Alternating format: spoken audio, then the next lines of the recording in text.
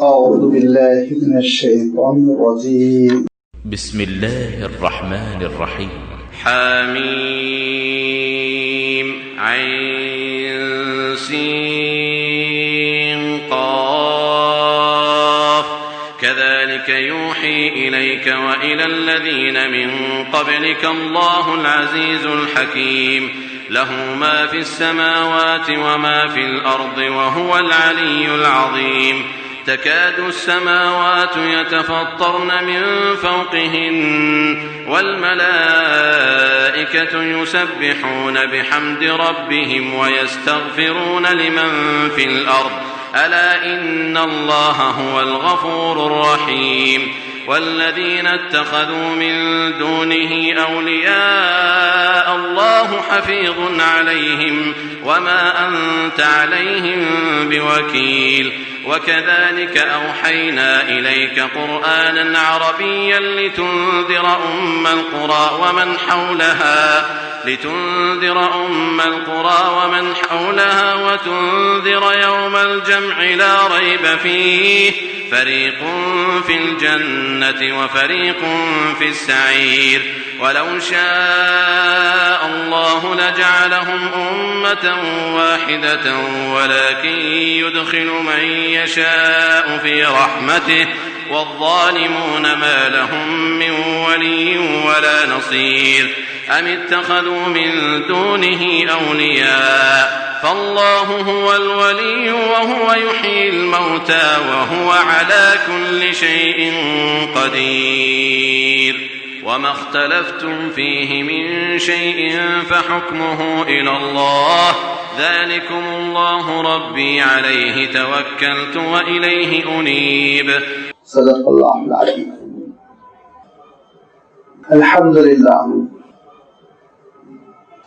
الحمد لله رب العالمين والصلاة والسلام على سيد المرسلين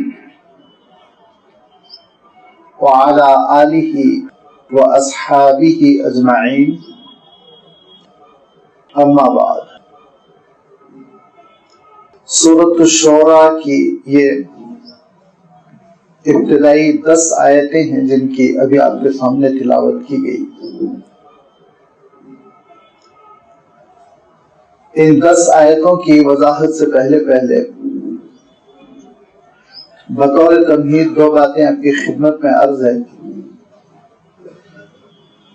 پہلی بات تو یہ ہے کہ سورۃ الشعراء یہ اللہ کے رسول صلی اللہ علیہ وسلم پر ہجرت سے پہل نازل ہوئی، اور آپ جانتے ہیں کہ جو صورتیں ہجرت سے پہلے نازل ہوتی ہیں ان کو مکی صورت کہتے ہیں. لہذا بالاتفاق مفسرین اور مؤرخین یہ صورت مکی ہے. البتہ بہت تحدید کے ساتھ زمانہ بتانا مشکل ہے. اس صورت کے جو مضامین ہیں اللہ تعالیٰ نے اس صورت میں جن اہم باتوں کا تذکرہ فرمایا ان میں تدبر کرنے سے یہ صاف محسوس ہوتا ہے کہ یہ ہجرت سے بہت زیادہ پہلے نہیں نازل ہوئی، بلکہ یہ مکی دور کی آخری صورتوں میں سے ہے. کیونکہ اس صورت میں اللہ تعالیٰ اس امت کی ذہن سازی کر رہا ہے کہ اگر ایک اسلامی مملکت ہو، اگر ایک اسلامی اسٹیٹ ہو تو وہ کس بنیاد پر چلے گی، اس کے افراد کیسے ہوں گے، اس کے ذمہ دار کیسے ہوں گے. اور انشاءاللہ اس کی وضاحت دھیرے دھیرے جب وہ آیتیں آتی چلی جائیں گی آپ کی خدمت میں رکھی جائے گی. دوسری بات یہ ہے کہ آپ دیکھیں گے کہ اس صورت میں اللہ تعالیٰ نے جس حقیقت کو اجاگر فرمایا، اس صورت میں اللہ تعالیٰ نے جس اہم بنیادی بات کو انتہائی تاکید کے ساتھ بیان فرمایا وہ یہ ہے کہ یہ دین ایک ایسا دین ہے جس کی حقیقتیں، جس کی بنیادیں سارے انبیاء علیہ الصلوۃ والتسلیم کی تعلیمات میں یکساں رہی. سارے نبیوں نے اسی دین کی جانب دعوت دی. سارے نبیوں کی دعوت کا خلاصہ یہی تھا کہ اللہ تعالیٰ کی فرما برداری ہو، اس کی اطاعت ہو. سارے نبیوں کی دعوت کا حاصل یہی تھا کہ توحید کی حقیقت بندہ پالے، آخرت کا احساس بندے کے اندر پیدا ہو جائے. وہ جواب دہی جو انسان کو ذمہ دار بناتی ہے، وہ جواب دہی کا عقیدہ جو انسان کے کردار کو سنوارتا ہے. سارے انبیاء علیہ الصلوۃ و تسلیم کی دعوت کا خلاصہ لب لباب یہی تھا کہ اللہ تعالیٰ سے رجوع کرو، اسی سے جڑ جاؤ، عبادتوں کے ذریعے سے، دعاؤں کے ذریعے سے، توبہ و استغفار کے ذریعے سے. اور اسی کے لیے اللہ تعالیٰ نے اس صورت میں اپنی قدرت کی بعض نیرنگیوں کا تذکرہ فرمایا، زمین و آسمان کی تخلیق اور کائنات میں بکھری ہوئی اللہ تعالیٰ کی نشانیاں. لیکن یہ سارے مضامین آپ دیکھیں گے کہ گھوم گھوم کر اسی بنیادی بات کی طرف لوٹ کر آتے ہیں کہ بس دین اللہ تعالیٰ کا ہے. سارے نبیوں کی دعوت اللہ کے دین کی جانب ہے.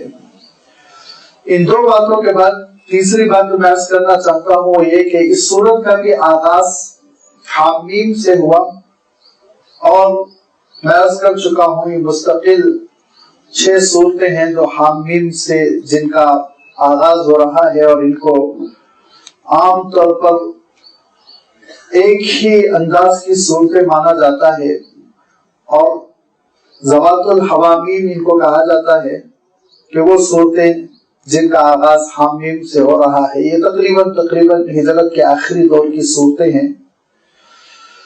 ان صورتوں میں اس سے پہلے سورہ حامیم سجدہ گزر چکی ہے، اور اس صورت میں اللہ تعالیٰ نے اسی حقیقت کو بیان فرمایا کہ اللہ تعالیٰ کا دین، اس کی توحید، اور اللہ تعالیٰ کے دین پر، اس کی توحید پر استقامت، ثابت قدمی. اور یہ تمہارے سامنے حیرت انگیز نتائج لاتی ہے. ان الذین قالوا ربنا اللہ ثم استقاموا تتنزل علیہم الملائکہ. تو توحید پر ثابت قدمی کے تذکرے کے بعد اللہ تعالیٰ نے یہ حقیقت کو بیان فرمایا سورہ فصلت میں، سورہ حامیم سجدہ میں. دونوں نام ہیں اس سورت کے جو گزر چکی ہے، کہ اس کائنات میں اتنی اللہ تعالیٰ کی نشانیاں بکھری ہوئی ہیں کہ قطع قطع گواہی دے رہا ہے کہ اس کا صانع، اس کا بنانے والا، اس کا خالق وہ بہت ہی زبردست قدرت رکھنے والا ہے، قادر مطلق، اور حکیم ہے، دانش مند. بڑی حکمت ہے اس کے کاموں میں، اور اس کی ربوبیت بھی کامل ہے کہ کسی چیز کو پیدا کرنے کے بعد وہ بے سہارا نہیں چھوڑتا، اس کی منزل تک اس کو پہنچاتا ہے. چنانچہ انسان کو اس پروردگار نے پیدا کیا، اور پیدا بھی کیا تو بڑے حسین پیکر میں، بڑے اچھے پیرائے میں اس کو اس دنیا میں بھیجا، ایک اچھے قالب میں اس کو ڈھالا. وَلَقَدْ خَلَقْنَا الْإِنسَانَ فِي أَحْسَنِ تَقْوِيمٍ جس کو کہا گیا. تو جب اللہ تعالیٰ نے انسان کی تخلیق میں اپنی ربوبیت، اپنی قدرت اور اپنی حکمت کا سارا گویا کہ ایک اہم مظاہرہ نمایاں فرمایا، تو کیا وہ رب العالمین انسان کو بغیر ہدایت کے، بغیر روحانی غذا کے، بغیر اس کو اس کی حقیقت اور اس کے مقصد کو سمجھائے ایسے ہی چھوڑ دے گا؟ ہرگز نہیں. لہذا اس پروردگار نے انتظام کیا کہ پیغام اس نے نبیوں اور رسولوں کو بھیجا، اور یہ انبیاء علیہ الصلوۃ والتسلیم دین حق کی دعوت دیتے رہے، سچائی کی دعوت دیتے رہے. اور عام طور پر جیسے ہمارے بعض مفکرین کو غلط فہمی ہو جاتی ہے، بالخصوص جو غیر مسلم مورخین ہوتے ہیں یا اسلام کے بارے میں لکھنے والے ہوتے ہیں، وہ ایک غلط جملہ استعمال کرتے ہیں کہ اسلام کے بانی محمد صلی اللہ علیہ وسلم یہ کہتے ہیں. اللہ تعالیٰ نے نفی کر دی کہ اسلام کا بانی کوئی نہیں. اسلام کا اگر بانی ہے تو خود اللہ تعالیٰ ہے. اسی دین پر اللہ تعالیٰ نے سارے نبیوں اور رسولوں کو بھیجا, اور ان نبیوں و رسولوں کے پاس وحی آتی تھی, اور وہ وحی کیا آتی تھی, وحی کا خلاصہ کیا تھا, اس کا آگے تذکرہ آ رہا ہے. حروف مقطعات جن سے اس سورت کا آغاز ہو رہا ہے, اس کے بارے میں بار بار یہ بات آپ کی خدمت میں پیش کی جا چکی ہے کہ اس کے رموز بس اللہ تعالیٰ ہی واقف ہے, اس کی ذات تک محدود ہے.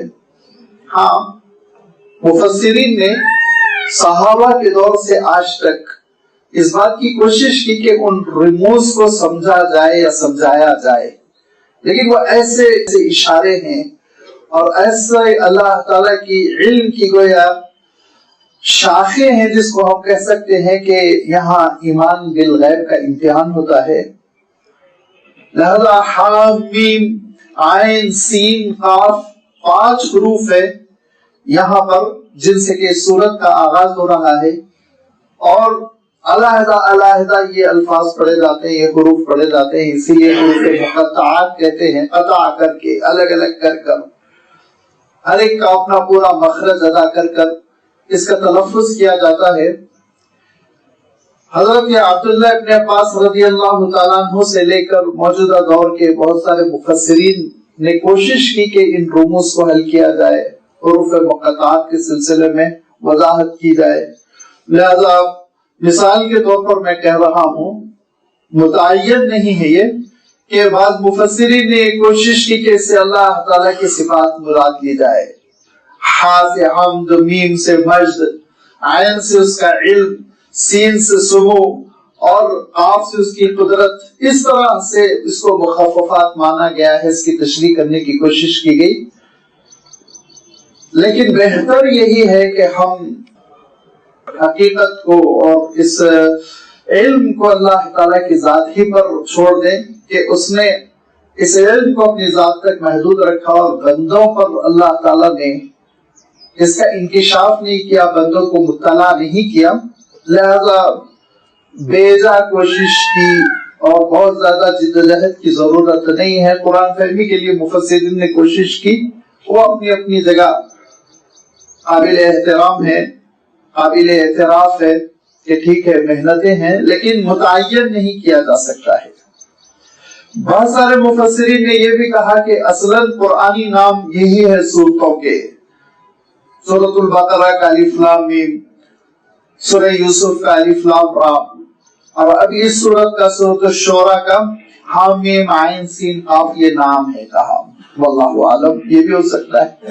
فرمایا کذالک یوحی الیک والی الذین من قبلک اللہ العزیز الحکیم. یوں ہی ہم نے وحی بھیجی تھی, جس طرح آپ کی جانب ہم وحی بھیج رہے ہیں, اسی طرح ہم نے وحی بھیجی تھی آپ سے پہلے بھی رسولوں اور نبیوں پر. کس نے بھیجی؟ اللہ العزیز الحکیم, اس پروردگار نے, اللہ تعالیٰ نے جو عزت والا, غلبے والا ہے اور حکمت والا ہے, جو غالب بھی ہے, حکیم بھی ہے. کذالک یوحی الیک, اور ایسے ہی وحی کی جا رہی ہے آپ کی جانب, وحی کر رہا ہے اللہ تعالیٰ آپ کی جانب. وَإِلَى الَّذِينَ مِن قَبْلِكَ, جس طرح اس نے وحی کی تھی ان بزرگوں کی جانب, ان نبیوں اور رسولوں کی جانب جو آپ سے پہلے گزر چکے ہیں. یہ کون ہے وحی کرنے والا؟ اللہ العزیز الحکیم, یہ اللہ تعالیٰ کی ذات ہے جو غالب بھی ہے اور حکمت رکھنے والی ہے. وحی کا لفظ یہاں پر اس صورت میں کئی مرتبہ آئے گا, آغاز میں بھی ہے, درمیان میں بھی ہے اور اختتام میں بھی ہے. جبکہ اللہ تعالیٰ نے یہ بات ارشاد فرمائی کہ آپ نہیں جانتے تھے کتاب کس کو کہتے ہیں, آپ نہیں جانتے تھے ایمان کس کو کہتے ہیں, اسلام کس کو کہتے ہیں, لیکن اللہ تعالیٰ نے آپ کی جانب وحی بھیجی, اور بذریعہ وحی اللہ تعالیٰ نے آپ کو ان ساری چیزوں سے مطلع فرمایا. تو آپ دیکھیں گے کہ وحی کا لفظ کئی بار اللہ تعالیٰ نے استعمال کیا, اسی لیے تھوڑا سا وحی کو ہم سمجھ لیں, وحی کس کو کہتے ہیں. یوں وحی کی تشریح کی گئی, الاشارۃ بخفیۃ, بڑی پوشیدگی کے ساتھ اشارہ کرنا, کہ جو دو افراد ہیں جو ایک اشارہ کر رہا ہے اور ایک اشارے کو اخذ کر رہا ہے، ان دو کے علاوہ تیسرا نہ سمجھ سکے، یہ تو وہ معنی ہے جو آپ کو مختلف ڈکشنریوں میں ملیں گے، معاذی میں ملیں گے، جس کو ہم لغوی تشریح کہتے ہیں. لیکن شریعت اسلامی کی تشریح میں وحی کہتے ہیں اللہ تعالی کی جانب سے نبی اور رسول پر اپنے کلام کے القاء کو.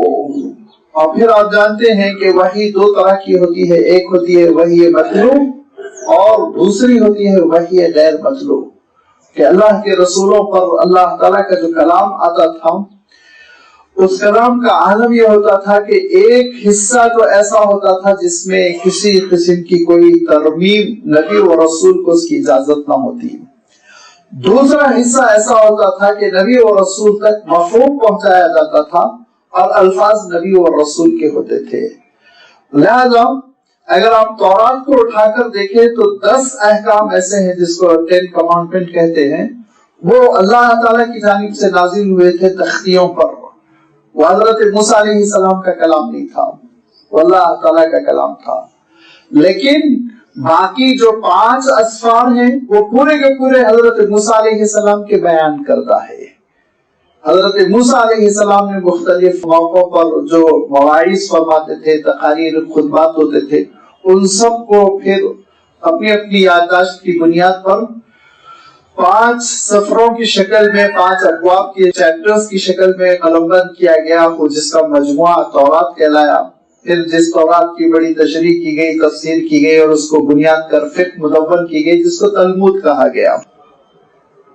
اللہ کے رسول صلی اللہ علیہ وسلم پر بھی وحی آتی اور وحی کا وہ حصہ جس کے بارے میں یہ کہہ دیا جاتا ہے اللہ کا کلام ہے، اس وحی کو اللہ کے رسول صلی اللہ علیہ وسلم صحابہ کو یاد کروا دیتے اور مزید احتیاط کی خاطر قلمبند بھی کروا دیتے. کاتبان وحی کو طلب فرماتے، املا کروا دیتے اللہ کے رسول صلی اللہ علیہ وسلم اور اس کو قلم بند کر کے محفوظ کر دیا جاتا. یہ کلام اللہ ہے. اور بہت سارے مفاہیم ہیں جو اللہ کے رسول صلی اللہ علیہ وسلم کے قلب اطہر پر القاء ہوا کرتے تھے، اس کو اللہ کے رسول صلی اللہ علیہ وسلم وقتاً فوقتاً بیان کرتے تھے، اور اس کو ہم وحی غیر مطلوع کہتے ہیں، جس میں سے کچھ کی شکل حدیث قدسی کی صورت میں ہم کو ملتی ہے اور کچھ حصہ حضور اکرم صلی اللہ علیہ وسلم کے ارشادات کی شکل میں ہم کو ملتا ہے، لیکن وہ الفاظ حضور اکرم صلی اللہ علیہ وسلم کے ہیں. اور بسا اوقات راویوں نے ان الفاظ کو اپنے الفاظ سے بھی تبدیل کر دیا، کیونکہ روایت بالمعنی کا زیادہ اہتمام کیا گیا، روایت باللفظ کا اہتمام کم. روایت باللفظ پوری کی پوری، الفاظ کی حفاظت پوری کی پوری اللہ تعالیٰ کی کتاب کی ہوئی. لہذا یہ قرآن مجید یہ وہ وحی مطلوع ہے جو اللہ کے رسول صلی اللہ علیہ وسلم پر نازل ہوتا، اور اس کے لیے ایک اہتمام ہوتا، اس کے لیے کیفیت ہوتی. بخاری شریف میں آپ دیکھیں گے کہ ایک روایت ہے کہ حضور اکرم صلی اللہ علیہ وسلم ارشاد فرمایا کرتے تھے کہ ایسا محسوس ہونے لگتا ہے جیسے گھنٹیاں بج رہی ہوں، جیسے کہ گھنٹیاں بج رہی ہو، کہ اللہ کے رسول صلی اللہ علیہ وسلم صاف محسوس کر لیتے کہ اب وحی آ رہی ہے. اور پھر اس وحی کے نزول کا جو جلال ہوتا اور جو قوم ہوتا، جو دبدبہ ہوتا، تو حضرت عائشہ رضی اللہ تعالیٰ عنہ بیان کرتی ہیں کہ سردی کی ٹھنڈی راتوں میں بھی اللہ کے رسول صلی اللہ علیہ وسلم کے پیشانی مبارک سے پسینہ جاری ہو جایا کرتا تھا. یہ وہ وحی الہی تھی جو اپنی خاص شکل میں نازل ہوتی، اور اللہ کے رسول صلی اللہ علیہ وسلم ارشاد فرماتے کہ جب میں اس کو اخذ کرتا اور لیتا تو بڑی دقت پیش آتی. اور دقت کیوں نہ پیش آئے کہ اللہ کے رسول صلی اللہ علیہ وسلم کو یہ احساس بھی ہے کہ یہ اللہ کا کلام ہے، اس کلام کا ایک جلال ہے. یہ احساس بھی ہے کہ اس کلام کو بعینی ہی لینا ہے، اس میں کوئی تبدیلی نہیں کرنی ہے. اگر مجھ سے اور آپ سے کوئی کہے کہ یہ میری تقریر ہو رہی ہے اور اس کو بعینی ہی ویسے ہی لکھو میرے الفاظ میں جیسے میں کہہ رہا ہوں، تو کیا عالم ہو جائے گا؟ ذرا آپ سوچئے کتنی ہم کو پریشانی ہوگی. اور اچھے سے اچھے ماہر جو شارٹ ہینڈ میں لکھتے ہیں شاید وہ بھی पूरा कलमबंद न कर सके, कहीं ना कहीं कुछ हिस्सा छूट जाए। और उस जमाने में तो मसला ये था कि याददाश्त की बुनियाद पर हो। लिहाजा जब वही आती और जैसे ही हजरत जिब्राइल अमीन अल्लाह का कलाम सुनाते, अल्लाह के रसूल सल्लल्लाहु अलैहि वसल्लम उसको याद करने लगते, फौरन रिपीट करने लगते। यहाँ तक कि अल्लाह ताला ने खुद ये बात इरशाद फरमाई, ला तुहर्रिक लिसानक लितअजल बिही इन्न अलैना जमाअहु व कुरआना। रसूल आप अपनी ज़बान को हरकत न दे, जुम्बिश न दे, आपको ये ज़हमत करने की जरूरत नहीं है, ये हमारी ड्यूटी है, ये हमारी जिम्मेदारी है कि इस कलाम को हम आपके सीने में महफूज कर देंगे। और इरशाद फरमाया कि हम ऐसा आपके याददाश्त के जखीरे में इस कलाम को महफूज कर देंगे कि आप कभी इस कलाम को नहीं भूलेंगे। सनुक़रिउका फला तंसा, ये वही अल्लाह के रसूल सल्लल्लाहु अलैहि वसल्लम हासिल कर लेते हैं। और उसके बाद से फिर जैसे कि मैंने अर्ज किया कि अल्लाह के रसूल सल्लल्लाहु अलैहि वसल्लम जहां सहाबा की एक बड़ी टीम को याद दिला देते, हिफ्ज करवा देते, वहीं बतौर एहतियात कलमबंद भी करवाते, लिखवा भी देते। और फिर अल्लाह के रसूल सल्लल्लाहु अलैहि वसल्लम का मामूल ये था कि सहाबा से सुनते भी थे, और मामूल ये था कि नमाजों में तिलावत शुरू हो जाती, मामूल ये था कि मिंबर से तिलावत की जाती। और सहाबा के दरमियान जब कभी खुतबात होते, आप सल्लल्लाहु अलैहि वसल्लम की नसीहतों की मजलिस होती, वाज़े मवाइज़े हसना होते, तो आप सल्लल्लाहु अलैहि वसल्लम इन पूरी आयतों को सुनाते कि इतनी आयतें नाजिल हो चुकी है। और इस तरह कुरान मजीद ये सीनों में भी महफूज होता चला गया, और इस तरह कुरान मजीद सहीफे की शक्ल में भी महफूज होता चला गया। कज़ालिक यूही इलैका, अल्लाह ताला यूं ही इसी तरह इसी अंदाज में आपकी जानिब वही भेज रहा है जिस तरह वह इलल्लज़ीना मिन क़ब्लिका, आपसे पहले अल्लाह ताला ने वही भेजी थी। अब वही की कौन कौन सी शक्लें हैं, इंशाअल्लाह वो खुद आयत आ जाएगी। मिन वराई हिजाब युरसिला रसूला, कि अल्लाह ताला ने हजरत जिब्राइल अमीन को भेजकर कभी कभी आपके क़ल्बे अत्थर पर मज़ामीन का इल्क़ा फरमा कर, कभी कभी अल्लाह ताला ने रसूलों से हजरत मूसा अलैहिस्सलाम से जैसे मिन वराई हिजाब से पर्दा खिताब फरमाया, वो सारी तफसील इंशाअल्लाह आने वाली है। फरमाया ये वही भेजने वाले कौन है? अल्लाह ताला की जात है। और उसकी सिफात क्या है? अल अजीज, वो गलबे वाला है, जो फैसला करता है तो कोई रोक नहीं सकता, लिहाजा वो गालिब आकर रहता है और उसका फैसला नाफिज होकर रहता है। अल हकीम, और वो बहुत हिकमत वाला है, और उसके फैसलों में बड़ी दानाई है, उसके फैसलों में बड़ी लॉजिक है, जिसको समझने के लिए इंसान को बड़ी जतन करनी पड़ती है। यूं ही सादगी के साथ वो सारी चीजों को समझ ले, ये मुमकिन नहीं। लिहाजा अल्लाह ताला की किताब में भी हिकमत फैली हुई है, और अल्लाह ताला की किताब की आयतें भी हिकमत पर मबनी है, और अल्लाह ताला की कायनात की आयतें भी हिकमत पर मबनी है, जिनको पढ़ना, जिनमें तदब्बुर करना और तदब्बुर करके नतीजे में पहुंचना, उसी की दावत देते हुए पिछली सूरत के इख्तिताम में कहा गया था, सनुरीकुम आयातिना फिल आफाक व फी अंफुसिहिम हत्ता यतबय्यन लहुम अन्नहुल हक़। एक एक अल्लाह ताला की निशानी और उसका एक एक कारनामा और उसकी एक एक आयत गवाही देती है कि अल्लाह ताला हक है, और उसने हक की बुनियाद पर इस कायनात को पैदा किया। लहू मा फिस समावाति व मा फिल अर्द, उसी के लिए है जो कुछ आसमानों में है, व मा फिल अर्द, और जो कुछ जमीन में है।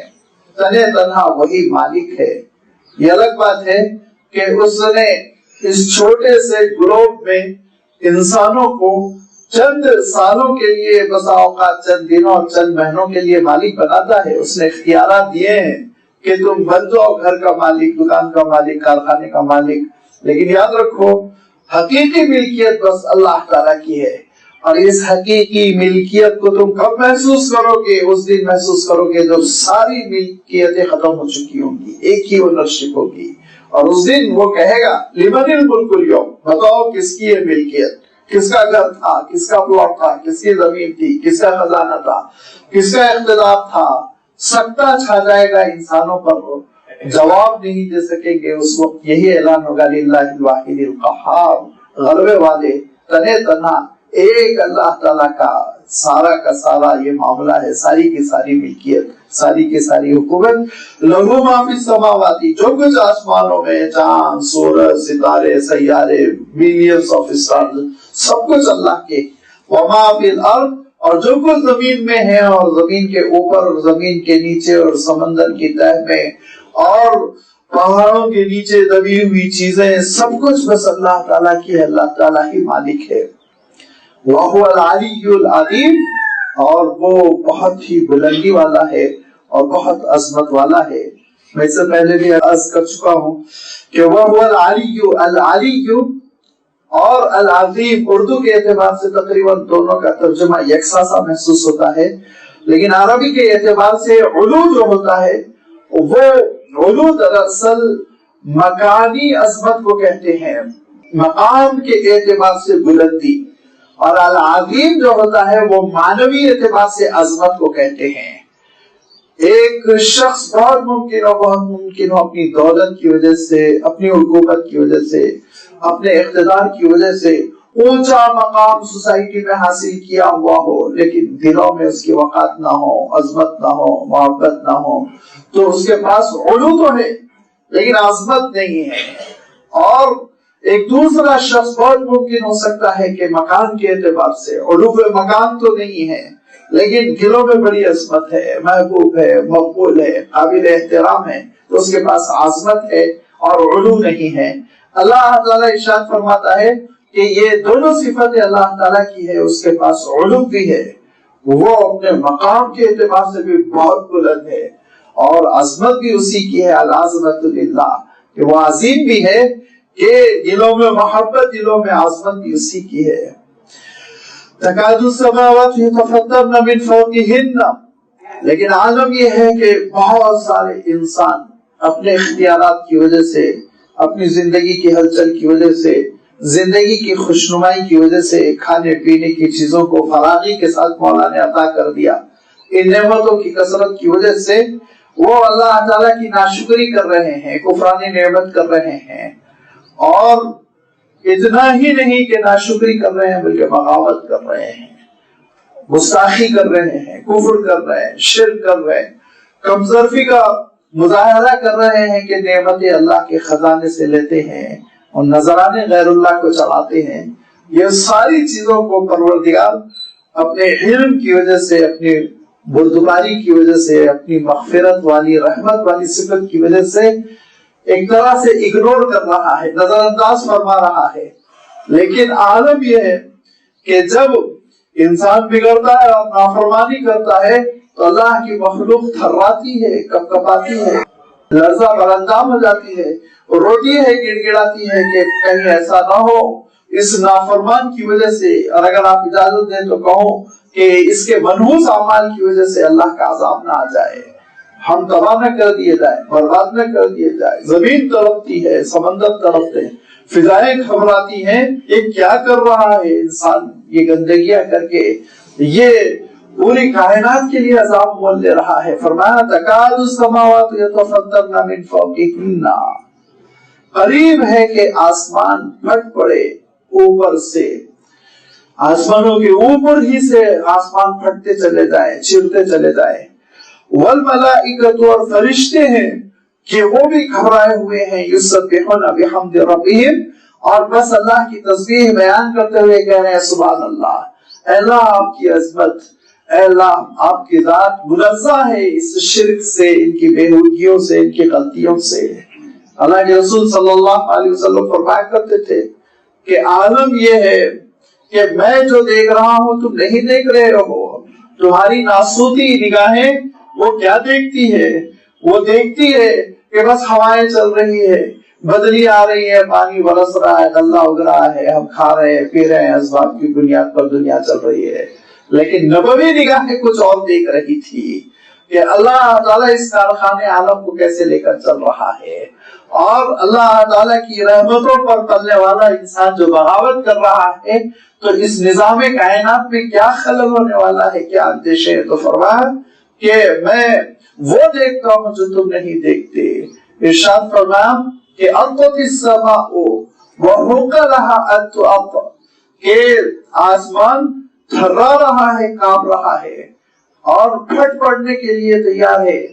اور قد کے لفظ عتید کے معنی ہوتے ہیں کہ جب کسی فرنیچر پر، کسی سواری پر، کسی تخت پر، کسی کرسی پر اس کے تحمل جو ایفرٹ کرنے کی صلاحیت ہے اس سے کہیں زیادہ بوجھ ڈال دیا جائے تو چرچراہٹ کی جو آواز ہوتی ہے، آواز کو عتید کہتے ہیں۔ تو فرمایا آسمان بس پھٹ پڑنے کے لیے چرچرا رہا ہے۔ فرمایا کہ یاد رکھو 4 انگل کی 4 انچ کی کوئی جگہ آسمانوں میں ایسی باقی نہیں جس پہ کہ کوئی فرشتہ بیٹھا ہوا، پیشانی رگڑتا ہوا، کھڑا ہوا اللہ کو نہ پکار رہا ہو۔ یسبحون بحمد ربہم، اتنی بڑی تعداد فرشتوں کی ہے، اتنی بڑی تعداد کہ آپ صلی اللہ علیہ وسلم فرمایا کرتے تھے کہ کعبۃ اللہ کے محاذات میں جو عالم بالا میں البیت المعمور ہے، اس کا عالم یہ ہے کہ ہر روز 70,000 فرشتے اس کا طواف کرتے ہیں۔ ایک بار کر لیتے ہیں تو پھر قیامت تک ان کی باری نہیں آتی۔ اتنے فرشتے کھڑے ہوئے اللہ تعالیٰ کے دربار میں، یسبحون بحمد ربہم، اللہ تعالیٰ کی حمد و ستائش بیان کر رہے ہیں اور کہہ رہے ہیں مولا یہ نادان انسان جو شرک کر رہا ہے، اور ان میں سے بعضے جو آپ کے لیے بیٹا تجویز کر رہے ہیں، اس میں سے بعضے جو آپ کے لیے دیوی دیوتا آپ کی ذات میں شریک کر رہے ہیں، ان میں سے بعضے جو اپنے بزرگوں کو آپ کے فنکشنز میں، آپ کی کارکردگی میں شریک کر رہے ہیں، اس سے اے اللہ بہت بلند ہے، آپ بہت بلند، اے اللہ آپ ناراض نہ ہو جائیں، آپ خفا نہ ہو جائیں، آپ تباہی اور بربادی کا فیصلہ نہ فرما دے۔ اگر آپ فیصلہ فرما دے تو پھر یہ پوری کائنات برباد ہو جائے گی، ختم ہو جائے گی۔ یسبحون بحمد ربہم ویستغفرون لمن فی الارض، اور زمین پر جو نادان بسے ہوئے ان کے لیے استغفار بھی کر رہے ہیں، اے اللہ ان کو معاف کر دیجئے یہ نادان بندے۔ بلکہ اگر آپ اجازت دے تو کہوں بیوقوف بندے جو غلطی کر رہے ہیں، غلط بات کر رہے ہیں، کمزوری کا مظاہرہ کر رہے ہیں، جس کا میں نے اشارہ کیا کہ پروردگار نعمتیں آپ سے لیتے، زندگی آپ سے لیتے ہیں، اور جینے کے لیے سانس، وہ سانس آپ کی ہواؤں سے لیتے ہیں، اور جینے کے لیے غذا وہ آپ کا ہے، اور زندگی گزارنے کے لیے سارا سامان آپ کا ہے، اور اس کے ساتھ ساتھ ایک خوشحالی کی زندگی بسر کرنے کے لیے جو آپ نے نعمتوں پر نعمتوں کا انتظام کیا، وہ ساری نعمتوں سے مالا مال خود آپ کے خزانے سے یہ ہو رہے ہیں، شکریہ کسی اور کا ادا کرتے ہیں، نذرانے کسی اور کے لیے چڑھاتے ہیں، خوش کرنے کے لیے کسی اور آستانے پر جاتے ہیں، تو پروردگار ان کو معاف کر دیجئے، نادان ہے، بے وقوف ہے۔ لہذا یستغفرون لمن فی الارض، جو کوئی زمین پر ہے ان کے لیے وہ استغفار کر رہے ہیں۔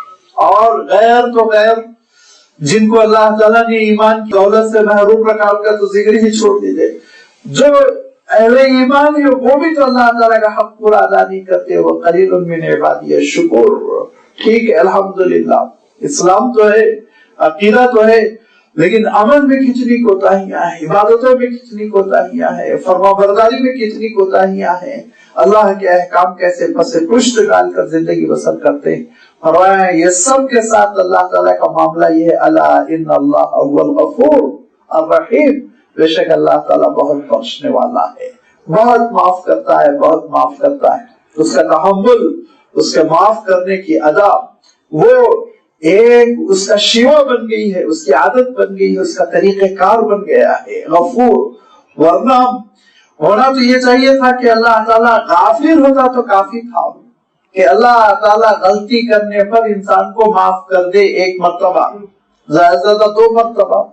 حضرت خضر نے اتنا ہی تو کیا نا، جبکہ وہ ملدنی کے حامل تھے، لیکن حضرت موسیٰ علیہ السلام نے پہلی مرتبہ شرط توڑی تو کہا کہ دیکھیں آپ شرط توڑ رہے ہیں، پہلے ہی شرط طے ہو گئی کہ آپ سوال نہیں کریں گے، تو حضرت موسیٰ علیہ السلام نے کہا ایک چانس اور دیجئے۔ دوسری مرتبہ حضرت موسیٰ علیہ السلام پھر بول پڑے، اور بولنا بھی نبی اور رسول کے لیے ضروری۔ میں اور آپ اگر چل رہے ہوں کسی کے ساتھ اور وہ ساتھی قتل کر دے تو ہم اور آپ چپ نہیں رہ سکیں گے، حضرت موسیٰ علیہ السلام جیسا جلیل القدر رسول کیسے خاموش رہ سکتا تھا؟ لہذا اعتراض کیا تو کہا کہ آپ اپنی لیمٹ سے تجاوز کر رہے ہیں۔ پہلے ہی یہ شرط طے پا گئی تھی کہ آپ اعتراض نہیں کریں گے، سوال نہیں کریں گے۔ حضرت موسیٰ علیہ السلام نے کہا اچھا ٹھیک ہے، ایک بار اور یہ نظر انداز کر دیجیے، اب نہیں بولوں گا۔ تیسری مرتبہ جب حضرت موسیٰ علیہ السلام نے اعتراض کیا کہ آپ نے بلا وجہ دیوار بنا دی، ان لوگوں نے تو ہم کو کھانے کے لیے کچھ نہیں دیا، تو حاضر پھر آپ کو ختم قصہ۔ تیسرے اعتراض پر، تیسری غلطی نہ بھی کہوں میں، اس تیسرے سوال پر، اس تیسرے اعتراض پر حضرت خضر نے کہا آپ اپنا راستہ لیجیے، میں اپنا راستہ لیتا ہوں، اب ہم اور آپ ساتھ نہیں رہیں گے، اب میں معاف نہیں کروں گا، یہی کہا انہوں نے اپنے الفاظ میں۔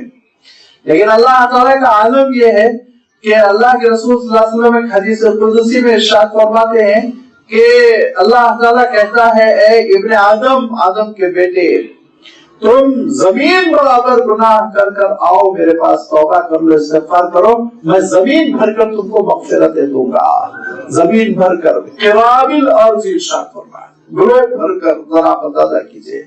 تو اس کی ذات تو بہت ہی غفور، بخشنے والا، مہربان اور رحیم، اور اس کی رحمتیں جاری رہنے والی، غیر منقطع ہے۔ ارشاد فرمایا کہ کوتاہی تو تم کر رہے ہو، لیکن اللہ تعالیٰ بھی بہت بخشنے والا، معاف کرنے والا ہے۔ زندگی بھر ایک انسان برائی کرتا ہے، گناہ کرتا ہے، لیکن بڑھاپے میں توبہ کر لیا، اسلام قبول کر لیا، اور اس کے بعد اللہ تعالیٰ کی فرما برداری کرنے لگا تو اللہ تعالیٰ سے سارے گناہ معاف فرما دیتا ہے۔ کتنا مشہور واقعہ ہے کہ 99 قتل کرنے کے بعد پھر 100 بھی کمپلیٹ کر گیا، لیکن راستہ چلتے ہوئے توبہ کی زمین کے قریب مر گیا، اللہ تعالیٰ نے اس کی مغفرت کا فیصلہ فرمایا۔ یہ ہے غفور الرحیم۔ والذین اتخذوا من دونہ اولیاء اللہ حافظ علیہم، جو لوگ اللہ تعالیٰ سے ہٹ کر دوسری دیگر ذاتوں کو کارساز سمجھتے ہیں، زندگی کا کام بنانے والا سمجھتے ہیں، حمایتی سمجھتے ہیں، مددگار سمجھتے ہیں، وہ اتنے نادان ہیں کہ ان نادانوں کو نہیں معلوم اللہ حافظ علیہم، اللہ ان کا نگہبان ہے، اللہ ان کی حفاظت کرتا ہے۔ کس کے اندر یہ صلاحیت ہے، کس کے اندر یہ طاقت ہے کہ ان کو آسمان سے آنے والی بلاؤں سے بچا لے؟ کس کے اندر صلاحیت ہے، کس کے اندر طاقت ہے کہ پیروں تلے ابلنے والی مصیبتوں سے وہ ان کو بچا لے، ہواؤں سے بچا لے، طوفانوں سے بچا لے؟ اور اللہ تعالیٰ کا عالم یہ ہے کہ لوگوں کو انسانوں کی اور انسانی ترقی اور ان کی ٹیکنالوجی کی ترقی اور ٹیکنالوجی پر کنٹرول، اس سب کی ناکامی بتانے کے لیے اللہ تعالیٰ زیادہ طوفانوں کا رخ امریکہ کی طرف بھیجتا ہے۔ 20 سال میں ایک آدھ طوفان سائیکلون انڈیا کی طرف آ جائے، ورنہ وہاں آپ دیکھیے ہر سال ایک نئے نام سے کبھی حدود آ رہا ہے، کبھی یہ آ رہا ہے، کبھی وہ بتاتا ہے۔ نہیں روک سکتے تم اللہ کے فیصلوں کو، یہ تو بڑے چھوٹے چھوٹے فیصلے ہیں، یہ اللہ کے بہت چھوٹے چھوٹے فیصلے، عالمگیر قسم کا اگر وہ فیصلہ نازل کر دے، اللہ اس سے محفوظ رکھے، تو کون سی ٹیکنالوجی ہے، کون سا خدا ہے، کون سی خدائی ہے، اور کون سی انڈسٹری ہے جس سے جو اس سے ہم کو روک لے، ہم کو محفوظ کر دے؟ لیکن اللہ حافظ علیہ، اللہ حفاظت فرماتا ہے۔ آسمان میں ستارے ٹوٹتے ہیں، اور ستارے ٹوٹنے کے بعد ان کے ٹوٹے ہوئے ٹکڑے کی جو جسامت ہوتی ہے، جس کو قرآنی اصطلاح میں شہاب ثاقب کہتے ہیں، اتنی بڑی جسامت ہوتی ہے، اتنی بڑی جسامت کہ ایشیا کے برابر، امریکہ کے برابر، اور وہ دوڑتے ہوئے آتے ہیں، پوری اسپیڈ سے آتے ہیں وہ دنیا کی طرف، اور سائنسدان دوربین لگائے، ان کا دل دھڑکتا رہتا ہے کہ کب آئیں گے، وہ ٹکرائیں گے، پاش کر دیں گے ہمارے گروپ کو، لیکن اللہ حفاظت فرماتا ہے۔ فضا میں داخل ہونے کے ساتھ ان کو جلا دیتا ہے، بھسم کر دیتا ہے، راک میں تبدیل کر دیتا ہے، اور دنیا کی حفاظت فرما لیتا ہے۔ اللہ حافظ علیہم، اللہ تمہاری حفاظت کرنے والا۔ کہاں تم دوسری چیزوں کو، جڑے خداؤں کو، بتوں کو، اور کہاں تم انڈسٹری کو، فیکٹری کو، سائنس کو، ٹیکنالوجی کو، اپنی صنعت کاری کو یہ سمجھ رہے ہو کہ تمہارے کارساز ہیں، کام بنا لیں گے؟ کیا تم کو غلط فہمی ہے کہ تمہاری میڈیکل سائنس تمہاری زندگی بچا لے گی؟ ایسے تم کو ایک غلط فہمی ہو گئی کہ تمہاری دنیاوی ترقی، فضاؤں میں اڑنے کی صلاحیت تم کو اللہ کے عذابوں سے تم کو بچا لے گی؟ ہرگز نہیں، ہرگز نہیں، اللہ کے سوا کوئی تمہارا کارساز نہیں ہے، کام بنانے والا نہیں ہے۔ سورۃ العنکبوت میں بہت پیاری مثال اللہ تعالیٰ نے دے دی، اور وہ سورت بھی گزر چکی ہے۔ اللہ تعالیٰ ارشاد فرماتا ہے کہ جو لوگ اللہ سے ہٹ کر دوسری چیزوں کو ہی سمجھتے ہیں، وہ کام بنا لے گی، ان کی حمایتی ہے، ان کے لیے کارساز ہے. تو ارشاد فرمایا ان بیچاروں کی حیثیت ایسے ہی ہے جیسے مکڑی کیا کرتی ہے؟ جالا بناتی ہے. جالا بننے کے بعد وہ سمجھتی ہے میرا گھر بنگلہ تیار ہو گیا، زبردست مضبوط قسم کا. اور معلوم یہ ہوا کہ اس گھر والی خاتون کو جالا برا لگا، جھاڑو اٹھایا، ایک ہاتھ مارا، جالا ختم، قصہ ختم. تو یہ ارشاد فرمایا کہ الذین اتخذوا من دونه اولیاء کمثل العنکبوت اتخذت بیتا ان اوهن البیوت لبیت العنکبوت. دنیا میں جتنے آشیانے ہیں، چڑیا گھونسلے بناتی ہے، چوٹیاں بل بناتی ہے، سارے آشیانوں میں تم دیکھو کہ سب سے بودا اور کمزور مکڑی کا جالا ہے.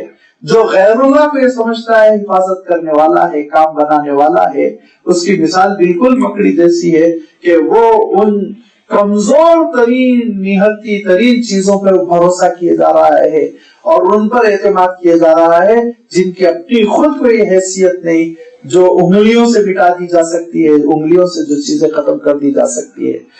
بار بار اللہ تعالیٰ نے یہ لفظ ارشاد فرمایا اولیاء ولیون. ولی کے معنی ہوتے ہیں عربی میں ولا یلی، یہ لفظ ہی ہوتا ہے واو لام یا. یہ روٹ ورڈ یہ بتاتی ہے چمٹے ہوئے ہونا، لگے ہوئے ہونا، متصل ہونا. اور ولیون کے معنی ہوتے ہیں جو ہمیشہ ساتھ رہے، ہمیشہ کام بنائے، ہمیشہ حمایت کرے، ہمیشہ آپ کو دوسروں سے بچائے، دوسروں سے ڈیفنس دے. یہ ولیون کا تصور ہے. لہذا اللہ سے ہٹ کے کسی کو اگر اپنا کارساز کوئی سمجھے تو ارشاد فرمایا کہ وہ ایک بہت بڑی غلط فہمی ہے، بہت بڑی غلط فہمی ہے. صرف اللہ کام بنانے والا ہے، اسی پر یقین رکھو، اسی پہ بھروسہ رکھو. اور اس کے آگے اور تفسیر آ رہی ہے وما انت علیہم بوکیل. لیکن اے نبی آپ ان کے کوئی ذمہ دار نہیں ہے کہ ان کو اسلام میں داخل ہی کر دیں. دوسری جگہ اللہ تعالیٰ نے صاف ارشاد فرمایا لست علیہم بمسیطر. آپ کو اللہ تعالیٰ نے ان کے اوپر داروغہ بنا کر نہیں بھیجا کہ گردن پکڑ کر اسلام میں داخل کریں. حضرت نوح علیہ السلام نے اپنے صدیوں پر مشتمل دعوتی کوششوں کے بعد کیا کہا تھا؟ انوزبکموہا وانتم لہا کارہون. یہ تھوڑی ہو سکتا گردن پکڑ کر میں تم کو اسلام میں داخل کر دوں، لازمی طور پر میں تم کو توفیق دے گی دوں. نعوذ باللہ، یہ نہیں ہو سکتا. نبیوں اور رسولوں کا معاملہ یہ ہے کہ وہ داعی ہیں، محبت کے ساتھ، اخلاص کے ساتھ، خیرخواہی کے ساتھ، اور اپنی آخری توانائی خرچ کرتے ہوئے دعوت دیتے ہیں لیکن توفیق نہیں دیتے. لہذا فرمایا وما انت علیہم بوکیل. آپ ان کے ذمہ دار نہیں.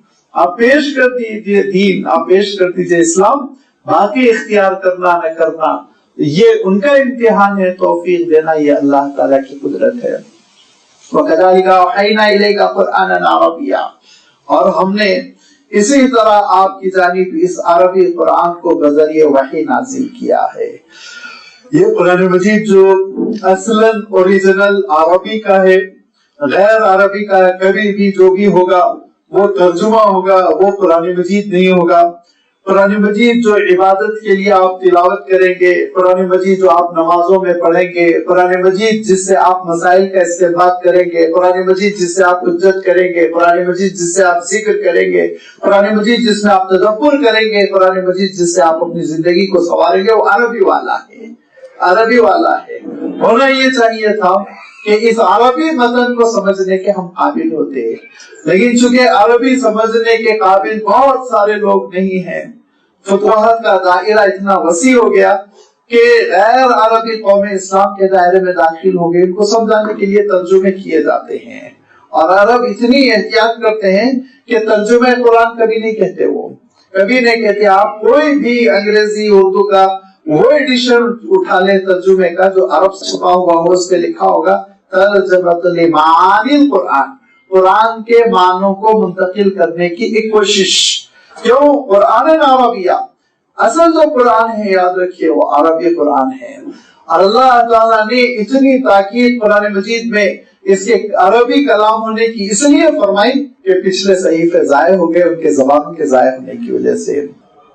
انجیل کس زبان میں نازل ہوئی اختلاف رہ گیا ہے، حقیقت کا پتہ ہی نہیں چل رہا. بہت سے ان کے مفکرین کہتے ہیں سریانی میں، بہت سے کہتے ہیں آرامی میں، کچھ کہتے ہیں عبرانی میں. اوریجنل زبان کیا ہے کسی کو پتہ نہیں. لیٹن کے ترجمے سے سارے ترجمے ہوتے جا رہے ہیں. اگر آپ ट्रांसपेरेंसी देखने के लिए इसके टेक्स्ट को देखना चाहे असल क्या है, तो आज असल नहीं है, दुनिया में असल जाय हो गई। इसीलिए अल्लाह ताला ने इसरार किया और अल्लाह ताला ने ताकीद फरमा दी कि ये कुरान पुराने अरबी है, याद रखो। गैर अरबी को तुम कुरान नहीं कह सकते, गैर अरबी को तुम तफसीर कह लो, गैर अरबी को तुम तर्जुमा कह लो, गैर अरबी को तुम कुरान समझने का तरीक़ेकार समझ लो, कह लो, लेकिन कुरान जो है वो अरबी है। नमाजों में तुमको ये अरबी कुरान पढ़ना पड़ेगा और इबादत के लिए तिलावत अरबी में करोगे और अल्लाह के जिक्र के लिए ये अरबी तिलावत करोगे। और जब मसाइल में इस्तिदलाल होगा, इख्तिलाफ होगा, तो जो दलील पेश की जाएगी वो अरबी की पेश की जाएगी, तर्जुमों की नहीं। तर्जुमे तो अलग अलग होते, अलग अलग आरा होती है। मुतरजिम जो है वो दरअसल जिस तरह कुरान को समझता है उस तरह बयान करता है, वो उसकी समझ है, अल्लाह का कलाम नहीं है। लिहाजा कुरान अरबियन लितुंज़िरा उम्मुल कुरा, ताकि आप आगाह कर दे मक्के वालों को। उम्मुल कुरा मक्के का लक़ब है कि वो बस्तियों की जान था, बस्तियों की जड़ है। इसीलिए अल्लाह ताला ने मक्के मुकर्रमा को उम्मुल कुरा से मौसूफ फरमाया। उम्मुल अरबी में माँ को भी कहते हैं, जड़ को भी कहते हैं, असल को भी कहते हैं। कुरा आप तर्जुमा कर सकते हैं बस्तियों से। उम्मुल कुरा बस्तियों की जड़, वहां से वो मक्के मुकर्रमा है जिसकी वजह से सारी बस्तियां बरकरार है। इसके वजाहत करता हूँ, अल्लाह ताला ने दूसरे मकाम पर और ज्यादा वजाहत के साथ ये बात इरशाद फरमा दी, जअलल्लाहुल काबतल बैतल हराम क़ियामन लिन्नास। अल्लाह ताला ने मक्के मुकर्रमा में जो काबा है, जिसको हम बैतुल्लाह कहते हैं, हुर्मत वाला अल्लाह ताला का घर, फरमाया वो इंसानी जिंदगी के बका का, इंसानियत के बका का मरकज है। उसकी वजह से क़ियामन लिन्नास, इंसानियत बाकी है। जिस वक्त काबा नहीं रहेगा उस वक्त इंसान को भी बाकी नहीं रखा जाएगा। क्यों? उसका एक सबब भी है, उसकी एक हिकमत भी है, और उसकी हिकमत ये है कि अल्लाह ताला इरशाद फरमाता है कि अल्लाह ताला ने इंसान को इख्तियारात से नवाज कर इस दुनिया में जब भेजा, तो इंसान अपने इख्तियारात का गलत फायदा उठाते हुए, नाजायज फायदा उठाते हुए सारे वो गुनाह कर गया, सारे वो गुनाह कर रहा है जो उसके लिए नाज़ेबा है। और इतने गलत कौन सा गुनाह है जो इंसान नहीं कर रहा है? कत्ल वो कर रहा है, मारपीट वो कर रहा है, बेहयाई वो फैला रहा है, झगड़े वो कर रहा है, फितने वो कर रहा है, शिर्क वो कर रहा है, कुफ्र वो कर रहा है। तो अल्लाह ताला इरशाद फरमाता है कि इतने गुनाह इंसान करते रहते हैं कि उनकी हुर्मत बाकी नहीं रह गई और इंसान को खत्म कर दिया जाए, ये जायज हो गया। लेकिन बाज़े इंसान ऐसे हैं जो इस्तिग़फ़ार कर रहे हैं, रो रहे हैं, तौबा कर रहे हैं, गिड़गिड़ा रहे हैं। और वमा काना अल्लाहु मुअज़्ज़िबुहुम व अंता फ़ीहिम वमा काना अल्लाहु मुअज़्ज़िबुहुम व हुम यस्तग़फ़िरून। जब तक इस्तिग़फ़ार करने वाले रोए ज़मीन पर रहेंगे उस वक्त तक अल्लाह ताला इंसानों को अज़ाब का शिकार नहीं करेगा। तो काबतुल्लाह एक ऐसा मकाम है, हरम एक ऐसा मकाम है दुनिया के पूरे खित्तों में जहाँ 24 घंटे कोई ना कोई रोकर इस्तिग़फ़ार करता रहता है, गिड़गिड़ाता रहता है, अपनी पेशानी रगड़ता रहता है। ये वो इस्तिग़फ़ार है जिसकी वजह से सारी इंसानियत बची हुई है। इसीलिए फरमाया जअलल्लाहुल काबतल बैतल हराम क़ियामन लिन्नास, लोगों के बका का, क़याम का जरिया है। और वही काबतुल्लाह मक्के मुकर्रमा में बीचों बीच, और फिर वही मक्के मुकर्रमा सारी बस्तियों की जान, सारी बस्तियों की जड़। लिहाजा फरमाया लितुंज़िरा उम्मुल कुरा व मन हौलहा, नबी ताकि आप आगाह कर दे मक्के के लोगों को भी, व मन हौलहा, और अतराफ अकनाफ को भी। अब ये तरतीब आगे बढ़ रही है। शुरू में अल्लाह ताला ने इरशाद फरमाया वांज़िर अशीरतकल अक़रबीन, अपने करीबी कबीलों को, खानदान के लोगों को आप दावत दीजिए। फिर फरमाया कि अब मक्के के हुदूद से भी बाहर निकल जाए और मक्के के अतराफ अकनाफ की दावत दी जाए। उसके बाद आप जानते हैं सारी इंसानियत को फिर मुखातब बनाया गया। वतुंज़िरा यौमल जम'i ला रैब फीह, और आप आगाह कर दें उस जमा करने वाले दिन के बारे में जिस दिन में कोई शक व शुबा नहीं है। एक तयशुदा हकीकत है कि अल्लाह ताला सारे इंसानों को जमा कर कर छोड़ेगा। लिहाजा आप उस दिन से भी आगाह कर दें जिसको हम क़यामत का दिन कहते हैं, जिसको हम हशर और नशर का दिन कहते हैं। वतुंज़िरा यौमल जम'i ला रैब फीह फरीक़ुन फिल जन्नति व फरीक़ुन फिस सईर, ایک گروپ تو جنت کی طرف چلا جائے گا اور دوسرا گروپ وہ جہنم کی طرف چلا جائے گا. لہذا یہ وہ دن ہوگا جس دن اللہ تعالیٰ انصاف کی بنیاد پر فیصلہ کر دے گا، اور جو کالے کرتوت کر کر پہنچے ہوئے ہوں گے اور جو گناہوں کا بوجھ لیے ہوئے پہنچے ہوں گے، کفر و شرک کے ساتھ پہنچیں گے، وہ جہنم رسد ہو جائیں گے، اور جو نیکیوں کے ساتھ عبادتوں کا سرمایہ لے کر اللہ کے دربار میں کھڑے ہوئے ہوں گے، وہ کشا کشا جنت کی جانب لے جائے جائیں گے. وَلَوْ شَاءَ اللَّهُ لَجَعَلَهُمْ أُمَّةً وَاحِدَةً. دیکھو اگر اللہ تعالیٰ چاہتا تو انسانوں کو بھی ویسے ہی پیدا کر دیتا جیسے فرشتے، کہ فرشتوں کے بارے میں اللہ تعالیٰ نے ارشاد فرمایا لا یعصون اللہ وما امرهم، ان کے اندر معصیت کا ایلیمنٹ ہی نہیں، نافرمانی وہ کر ہی نہیں سکتے، وہ فرما بردار ہی فرما بردار ہے. اس کی بہت موٹی مثال ہے. مثال یہ ہے کہ اللہ تعالیٰ نے چند مویشیوں کو ایسا بنایا وہ گھاس ہی کھا سکتے ہیں. آپ بہترین گوشت بھون کے رکھتے ہیں وہ چکیں گے بھی نہیں، منہ بھی نہیں لگائیں گے. کیوں؟ نیچر اللہ نے ان کے اندر ایسا رکھا، وہ ہری گھاس ہی کھائیں گے. تو معلوم یہ ہوا کہ اللہ تعالیٰ اگر چاہتا تو پھر انسانوں کو بھی ایسے ہی ایک ہی فطرت پر پیدا کر دیتا، مویشیوں کی طرح سب ایک ہی فطرت پہ. گناہ کرنے کا ان کے اندر ملکہ ہی نہیں ہوتا، اختیار ہی نہیں ہوتا.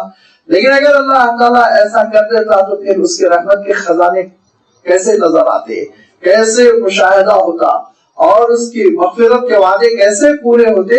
لہذا اللہ تعالیٰ نے انسان کو اختیارات دیے اور ارشاد فرمایا فمن شاء فلیؤمن ومن شاء فلیکفر.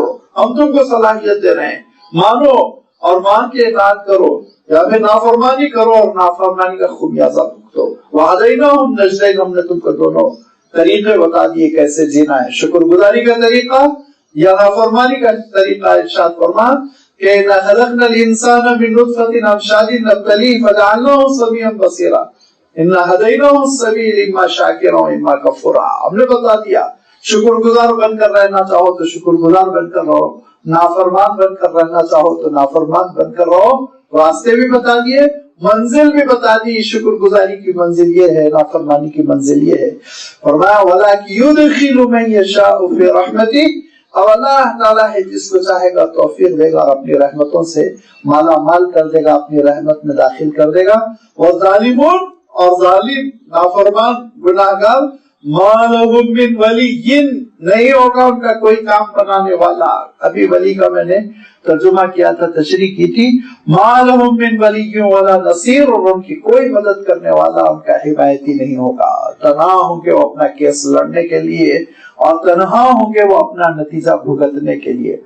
اور اتخذوا من دونه اولیاء، ارشاد فرمایا کیا اللہ کو چھوڑ کر حمایتی بنا رہے ہو، کارساز بنا رہے ہو، کام بنانے والا بنا رہے ہو، یہ سمجھ رہے ہو یہ کام کرا دیں گے، یہ کام کرا دیں گے، یہ نجات دیں گے. کسی کے بارے میں یہ سمجھ رہے ہو کہ وہ دنیا بنا دے گا، کسی کے بارے میں سمجھ رہے ہو آخرت میں نجات دہندہ ہو جائے گا. فاللہ هو الولی، تو کان کھول کر سن لو، بس اللہ ہی کام بنانے والا ہے. جب اللہ تعالیٰ کام بنانے والا ہے تو اس سے کیسے جوڑنا ابھی آگے ذکر فرما رہا ہے. وہ یحیی الموتیٰ، وہی ہے جو بے جان میں جان ڈالے گا، وہی ہے جو مردوں کو زندہ کر دے گا. وَهُوَ عَلَىٰ كُلِّ شَيْءٍ قَدِيرٌ، وہ ہر چیز پر قدرت رکھنے والا ہے. کس کو کہتے ہیں قدرت؟ قدرت کے معنی یہ ہوتے ہیں اپنا فیصلہ نافذ کرنے میں، اپنی خواہش پوری کرنے میں، اپنا حکم جاری کرنے میں کہیں کوئی مجبوری پیش نہ آئے. عالم یہ ہوتا ہے کہ پوری دولت ہے، دولت کا انبار. عالم یہ ہوتا ہے کہ پوری صحت مندی ہے.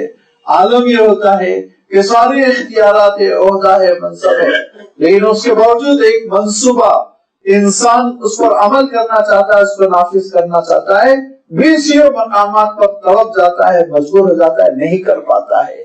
جب گھر بن کر تیار ہو گیا تو پھر وہ کہے گا نہیں میں ایسا بنانا چاہ رہا تھا لیکن فلاں وجہ سے نہیں بنا سکا، میں اس کو یوں کرنا چاہ رہا تھا فلاں وجہ سے نہیں کر سکا. یہ عاجز ہے، تم کہیں نہ کہیں عاجز ہے. سب کچھ ہونے کے باوجود تم عاجز ہو. اللہ تعالیٰ کے پاس یہ عاجزی نہیں، نعوذ باللہ، مجبوری نہیں. وہ اس کا عالم تو یہ ہے کہ اذا اراد شیئا، بس وہ ارادہ فرماتا ہے اور اس کے بعد اس چیز سے کہتا ہے کن، ہو جا، تو پھر وہ چیز ہو جاتی ہے. فیکون، اس کا عالم یہ ہے. کہ اس نے ارادہ فرمایا کہ ایک گیسز کا ایسا مجموعہ ہونا چاہیے جو بھڑکتا رہے، جلتا رہے، اور اس کی گرمی سے پھر ستارے سیارے وہ استفادہ کرتے رہے۔ اس نے سورج کو حکم دیا، سورج بن گیا۔ اس نے دنیا کو کہا کہ اگر تو اپنی جگہ ٹھہری رہے گی تو تیرے اندر بسنے والے انسان کو، مخلوق بڑی پریشانی پیش آئے گی، تو گھوم۔ تو وہ ایک ہی رفتار پر گھوم رہی ہے، سال بھر گھوم رہی ہے، چکر بھی کاٹ رہی ہے سورج کے اطراف، گھوم بھی رہی ہے، دن و رات کا نظام بھی ہے اور موسموں کا نظام بھی ہے۔ یہ اللہ تعالیٰ کی شان ہے کہ بس حکم کرتا ہے، اور جب وہ حکم کرتا ہے تو اس کا حکم ایسے جاری ہوتا ہے کہ ایک لمحے کی تاخیر نہیں ہوتی۔ اس پروردگار کی یہ صفت رحمت ہے، اس کی رحم دلی، کرم فرمائی ہے کہ وہ ملک الموت کو بھیج کر ہماری جان لیتا ہے، ورنہ اگر ہم سے چلتے ہوئے وہ کہے مر جا تو ہماری لاش کے پراخچے ہو جائیں گے، ٹکڑے ہو جائیں گے، وہی ہم ختم ہو جائیں گے۔ لہذا اپنی مخلوق پر وہ کرم کرتا ہے۔ یہ میرے احکام کا ڈائریکٹ راست مباشرتاً وہ میرے احکام کا متحمل نہیں، لہذا وہ اپنے فرشتوں کو بھیجتا ہے۔ ذرا نزا کا عالم ہوتا ہے، پیشانی سے پسینے نکلتے ہیں، ایڑیاں رگڑتے ہیں، حلق میں دم گھٹتا ہے، دھیرے دھیرے پھر فرشتے روح لے کر چلے آتے ہیں۔ یہ تو اللہ تعالیٰ مخلوق کے ساتھ کرم فرما رہا ہے، ورنہ اس کا عالم یہ ہے کہ یک لخت وہ تباہ کرتے، برباد کرتے چیزوں کو۔ یہ ہے وہ علی کل شیء قدیر، ہر چیز پر وہ قادر ہے۔ وَمَا اخْتَلَفْتُمْ فِيهِ مِنْ شَيْءٍ فَحُكْمُهُ إِلَى اللَّهِ، جو آپس میں تم اختلاف کر رہے ہو اور دین کے معاملات میں بھی اختلاف کر رہے ہو، عقیدے کے معاملے میں بھی اختلاف کر رہے ہو، فَحُكْمُهُ إِلَى اللَّهِ، تو اس کا حکم تو بس اللہ کی طرف لوٹ کر جاتا ہے۔ حقیقی حکم کیا ہے، اس کی حقیقت کیا ہے، بس اللہ تعالیٰ ہی بیان کر سکتا ہے، وہ بیان کر رہا ہے، لہذا اس کی روشنی میں فیصلے کرو، اس کو اپنا فیصل بناؤ۔ ذالکم اللہ ربی علیہ توکلت، یہ دیکھو میرا پروردگار جس پر میں بھروسہ کر گیا، توکل میں نے کیا کہ وہی میرا کارساز ہے، وہی میرا کام بنانے والا ہے۔ جان جائے گی اس کے حکم سے جائے گی، نقصان پہنچے گا اس کے حکم سے، فائدہ پہنچے گا اس کے حکم سے، سانس لیتا رہوں گا اس کے حکم سے، لہذا سب کچھ جب اس کے حکم سے ہونے والا ہے تو میں کسی اور پر کیوں بھروسہ کروں؟ میں اسی کی ذات پر بھروسہ کرتا ہوں، اسی کی ذات پر میں یقین کرتا ہوں۔ اللہ کے رسول صلی اللہ علیہ وسلم کو اللہ تعالیٰ نے حکم دیا کہ وہ اپنا عقیدہ، اپنا طرز عمل ڈکلیئر کر دیں تاکہ انسانیت آپ صلی اللہ علیہ وسلم کے اسوہ حسنہ کی روشنی میں اپنا اپنا کردار متعین کر سکے۔ ذالکم اللہ ربی، یہ ہے میرا وہ پروردگار، قدرت والا، حکمت والا، علم والا، رحمت والا، مغفرت والا، اور اسی پہ میں بھروسہ کرتا ہوں۔ میرا کام وہی بنائے گا، مصیبتوں میں وہ میرا وہی ساتھ دے گا، میری خوشیوں کے لانے کا وہی سبب، میرے رزق کا وہی ذمہ دار، میری موت و حیات کا وہی مالک، میری اولاد کا اور میرے سارے خاندان اور کنبے کا، سب کا وہی مالک ہے۔ میں اسی پہ بھروسہ کرتا ہوں، لیکن صرف بھروسہ کر لینے سے کام نہیں چلے گا، یہ 50% ہے۔ وہ الیہ انیب، بار بار لوٹ کر اسی کی طرف جاتا ہوں۔ انابت کی میں تشریح کرتا رہتا ہوں کہ انابت یاد رکھیے، اگرچہ کہ ترجمے کے اعتبار سے رجوع کرنے کو کہتے ہیں، لوٹنے کو کہتے ہیں، لیکن عربی کے اعتبار سے اس میں بڑا حسن ہے، اور علماء نے لکھا کہ توبہ کے مقابلے میں انابت زیادہ اہم ہے، زیادہ بلند تر ہے، کیونکہ توبہ کا جو مفہوم ہے کہ انسان خطا کر جاتا ہے اور اس خطا پر وہ پھر نادم ہو گیا، شرمسار ہو گیا، توبہ کر لیا، یہ ہے توبہ کا مفہوم۔ لیکن انابت کا جو مفہوم ہوتا ہے، وہ انابت کا مفہوم یہ ہوتا ہے کہ ہمیشہ اپنی بندگی کا، اپنے خطاوار ہونے کا احساس، ہمیشہ اپنی کوتاہی کا اعتراف، اور اللہ تعالیٰ کے دربار میں گڑ گڑانا، گریہ گزاری کرنا، بار بار لوٹ کر جانا، اور جس کی بہترین اولین مثال اللہ تعالیٰ نے نمازوں کے ذریعے سے رکھی۔ صبح ہوئی تو مولا کے دربار میں، دوپہر ہوئی تو اللہ کے دربار میں، مغرب میں غروب ہو گیا سورج، اللہ کو یاد کیا، رات شروع ہو گئی، اللہ کو یاد کیا، اور اللہ کے نیک بندوں کا عالم یہ ہے کہ نصف شب میں بھی کھڑے ہو کے اللہ کو یاد کرتے ہیں، وہ تہجد بھی پڑھا کرتے ہیں۔ یہ انابت کی ایک مثال ہے، اور انابت کی جو تشریح کی گئی وہ یہ بار بار، اور اس کو میں ایک منظر سے اس سے پہلے بھی میں عرض کر چکا ہوں ایک منظر میں بیان کرتا ہوں کہ ایک انابت کو سمجھنا ہو تو آپ ماں اور اس کے بچے کو سمجھیے کہ ایک ماں اپنے گھر میں کام کاج میں لگی ہوئی، اس کا بچہ آپ دیکھیں گے کہ شیرخوار بچہ قریب میں کھیل رہا ہے، کھیلتے کھیلتے گر گیا، روتا ہوا کہاں گیا؟ وہ اپنی ماں کے پاس۔ ماں نے آنسو پوچھ دیے، ٹافی وغیرہ دے دی، سہلا دیا، بہلا دیا، پھر وہ کھیل کود میں لگا۔ ابھی آدھا گھنٹہ نہیں گزرا تھا کہ اس کو بھوک لگی، پھر روتا ہوا ماں کی طرف آیا، پھر ماں نے گود میں لیا، اس کو کھلا پلا دیا اور اس کو آسودہ کر دیا، پھر چھوڑ دیا، پھر کھیلنے لگا۔ ابھی آدھا گھنٹہ نہیں گزرا تھا، پھر روتا ہوا ماں کی طرف آیا، کیوں؟ نیند آ رہی ہے، تھک گیا۔ پھر ماں نے اس کو سہلا دیا، سلا دیا، پھر وہ ماں کی گود میں سو گیا۔ یہ کیفیت بندے کی، بار بار اللہ تعالیٰ کی طرف لوٹ کر آنا، بار بار اللہ تعالیٰ کی طرف لوٹ کر آنا، گریہ بازاری کے ساتھ، رقت کے ساتھ روتے ہوئے اس کے دربار میں ہاتھ پھیلانا اور اللہ کی رحمتوں کی آغوش میں وہ مطمئن ہو جانا، یہ کیفیت ہوتی ہے تو انابت کی۔ یہ وہ انابت کی کیفیت ہے جس کا اللہ تعالیٰ نے حضرت ابراہیم علیہ السلام کے ساتھ خاص طور پر کیا، اور ارشاد فرمایا اِنَّ إِبْرَاهِيمَ لَحَلِيمٌ أَوَّاهٌ مُنِيبٌ۔ ابراہیم انابت والے بندے تھے، لوٹ لوٹ کے اللہ تعالیٰ کی طرف آتے تھے، بار بار اللہ تعالیٰ کی طرف آتے تھے۔ گھر میں اہلیہ محترمہ نے کہا کہ کھانے پکانے کے لیے کچھ نہیں ہے، اناج نہیں ہے، غلہ نہیں ہے، فاقے کی کیفیت دراز ہو گئی، بڑی الجھن ہے، بڑی پریشانی ہے، کچھ کھانے کا، غلے کا انتظام کیجئے۔ آپ جانتے ہیں قصب حلال بہت بڑی ذمہ داری بلکہ عبادت ہے، لہذا انبیاء علیہ السلام نے بھی کبھی اسی سے اعتراض نہیں کیا۔ حضرت ابراہیم علیہ السلام بھی نکلتے ہیں کہ کچھ کما لو، کچھ محنت کر لو، کھانے پینے کا انتظام ہو جائے۔ حضرت ابراہیم علیہ السلام جدوجہد کرتے ہیں لیکن کوئی ایسا کام نہیں ملا، کوئی ایسی تجارت نہیں ہو سکی، کوئی ایسا ذریعہ ہاتھ نہیں آیا جس کی وجہ سے غلہ گھر آ جائے۔ لہٰذا جو ہاتھ میں تھیلا تھا، بیگ تھا، چھولا تھا، سوچا خالی ہاتھ لے جاؤں گا، شام میں گھر پہنچوں گا، اہلیہ محترمہ پہ ایک دم مایوسی کی سی کیفیت ہوگی، پھر خالی ہاتھ آئے۔ لہٰذا ایسا کرتا ہوں کہ دن بھر کی محنت کے بعد سوچا کچھ پتھر اس میں بھر لو، پتھروں کو بھر کر اس جھولے کو لے آئے اور گھر میں رات میں اس کو ایک کنارے رکھ دیا کہ تاکہ ایک تسلی کا سامان رہے اور ایک اطمینان رہے کہ کچھ سامان آ گیا ہے۔ صبح حضرت ابراہیم علیہ السلام اپنی عبادتوں سے فارغ ہوئے تو دیکھا تازی تازی روٹی ہے۔ اہلیہ سے پوچھا کہاں سے یہ آٹا آیا؟ کہا کل رات آپ جھولے میں جو لے کر آئے تھے رکھے تھے وہی۔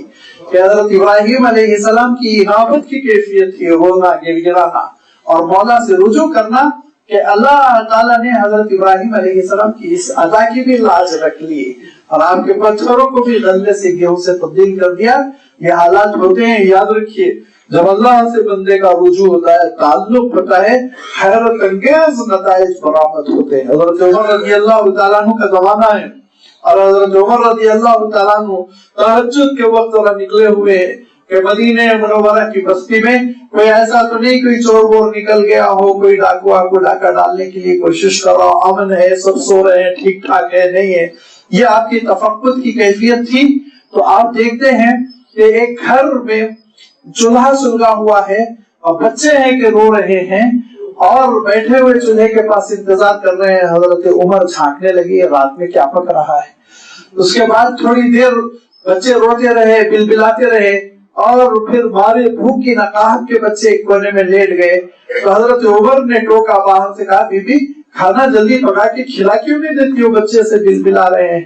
تو انہوں نے کہا آپ اپنی راہ لیجئے، آپ کو کیا پڑی ہے، یہ میری مصیبت مجھ پر، میں جانتی ہوں کہ میرے ساتھ کیا معاملہ ہو رہا ہے۔ میرے شوہر تو جہاد میں گئے، اللہ کی راہ میں شہید ہو گئے، میں تڑپ رہی ہوں، رو رہی ہوں، کھانے کا کوئی سامان نہیں۔ اس ہانڈی میں پتھروں کو ابال رہی تھی بچوں کو بہلانے کے لیے، اور بچے بہل گئے، سو گئے، میں بھی سو جاؤں گی۔ تو حضرت عمر رضی اللہ تعالیٰ عنہ روتے ہوئے واپس آئے اور واپس آنے کے بعد بیت المال کا دروازہ کھولا۔ ابن خلدکان نے واقعات الاعیان میں پورا واقعہ تفصیل کے ساتھ لکھا کہ حضرت عمر رات میں گیہوں کے آٹے کو، تھیلے کو اپنے کاندھے پہ جب اٹھانے لگے تو آپ کا غلام بیدار ہو گیا، کہنے لگا امیر المومنین اس خدمت کے لیے میں حاضر ہوں، کہا پرے ہو جاؤ، قیامت کے دن میرا بوجھ تو نہیں اٹھائے گا، میں اٹھاؤں گا۔ لہذا اپنے کاندھے پر وہ گیہوں کا آٹا اٹھائے، اس بی بی کے گھر پہنچے اور کہا کہ ہم معافی چاہتے ہیں، اسلامی مملکت کے سربراہ کی حیثیت سے ہماری ذمہ داری ہے خبر گیری کرنا، یہ آپ آٹا لیجیے، یہ اس سے کھانا پکائیے، روٹی پکائیے۔ تو جب بندے کے اندر اللہ سے تعلق پیدا ہوتا ہے تو اللہ اسباب ایسا پیدا کر دیتا ہے، حالات ایسے تبدیل کر دیتا ہے کہ اللہ تعالیٰ انتظام کر کے رہتا ہے، لیکن انابت ہو، گریہ گزاری ہو، اللہ کے دربار میں حاضری کی کیفیت ہو، اور اللہ تعالیٰ سے کام بنا لینے کا یقین ہو، اعتماد ہو، توکل ہو، بھروسہ ہو، تو پھر نتائج حیرت انگیز برآمد ہوتے ہیں۔ اللہ تعالیٰ ہم سب کو توفیق دے کہ ہم ٹھوس بنیادوں پر اس سے تعلق رکھیں، بار بار اس سے رجوع ہوں، اسی کے دربار میں ہاتھ پھیلائیں۔ وآخر دعوانا ان الحمد للہ رب العالمین۔